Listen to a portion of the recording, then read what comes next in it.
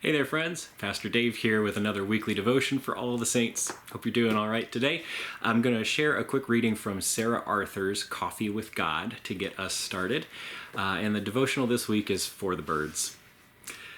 Today it's so warm that the birds are confused and think it's full-on summer. They're singing away and nesting like crazy, which reminds me of the robins that built a nest over our back door last year. At first I was not happy. The last thing I wanted were neighbors that pooped on my head and dive-bombed me every time I exited my own house. In fact, in the past when they tried to build there, I had successfully stopped them by knocking down the unfinished construction project with a broom.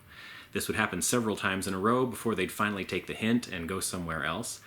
But last summer, a pair of robins managed to finish before I knew what was happening, and in no time, there were 3 little blue eggs in the nest.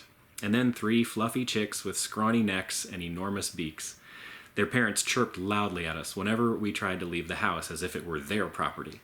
And of course, they pooped all over the deck and even the car. It was all very annoying and amusing at the same time.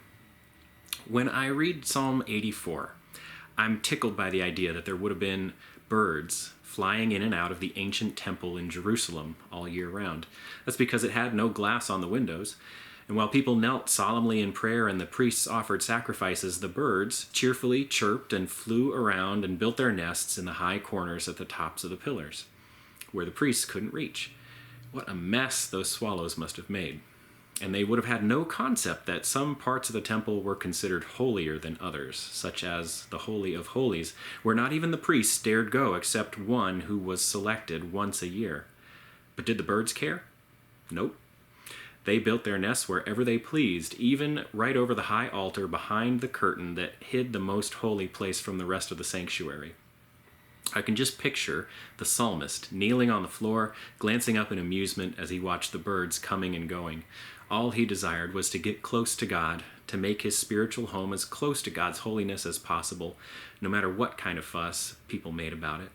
So he was jealous that the birds could make their home in the very heart of the sanctuary, where humans dared not go. He wished he could be like them, going fearlessly every day where angels feared to tread. What if we wanted that too? Saints, I really love this one just for the image of the ancient temple in Jerusalem and the wildlife that gets in and out without really any ability to stop them.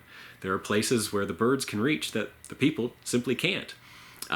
You may or may not be familiar with the curtain that separates this area called the Holy of Holies, the place where the Ark and the tablets were purported to have resided, and nobody could go in besides the priest once a year when they were making sacrifices. Now, the idea that there is a place inside the temple that is inaccessible to human beings, but still accessible to the birds, because we just can't keep them out. It amuses me. It makes me think, where in our modern religious life do we even try to maintain that kind of division or that have that space that's set aside that is not accessible to the rest of us? The one thing that I can think of that's going on right now is the conclave, as the archbishops and cardinals are meeting together very secretively to select a new pope. And some people wish they could be in the middle of that. They wish they could hear what was going on, but it's a very, very enclosed kind of thing, and nobody else is allowed. In more kind of metaphorical terms, how do we put up barriers to God? What are the ways that we kind of separate ourselves, or we put walls and keep certain people out of certain places? Certain roles, perhaps, or tasks within the church, or even theologically. How do we say, this is a topic that is off bounds, or out of bounds. This is off limits. This is something that we can't discuss, deal with, wrestle with as church people.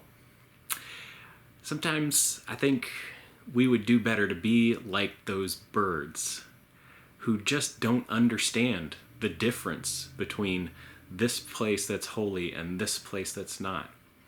If we were more open in our conversations, if we were more open in our sense of God's accessibility, wouldn't our Christian life look a little bit more like what Jesus, the one who tore that veil, who tore down that separation between people and God? Wouldn't our Christian life look a little bit more like what he was trying to teach us? Saints, that's your devotion for this week. Hope it's helpful and worth thinking about. Hope you're doing well and staying healthy, and I will be praying for you. Please keep praying for me. I will see y'all again soon. Take care.